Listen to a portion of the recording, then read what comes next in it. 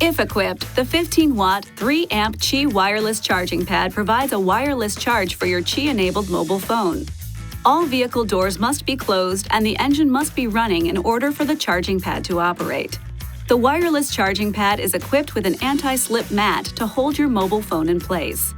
Simply set the phone on the pad with the screen facing upward.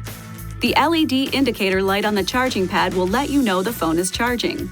A blue light indicates the device is detected and is charging.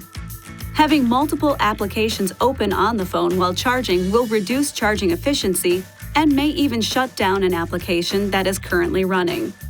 The phone may shut down for a brief period of time if the phone starts to overheat.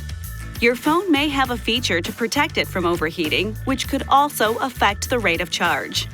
If your phone is not equipped for Qi wireless charging, you can purchase an aftermarket sleeve or specialized backplate from your mobile phone provider or from an electronics retailer. Please see your phone's owner's manual for more information. Be careful never to place your key fob on or within 6 inches or 15 centimeters of the wireless charging pad. Doing so may cause excessive heat buildup and could damage the key fob. Placing the fob too close to the charging pad will prevent it from being detected by the vehicle and prevent the vehicle from starting.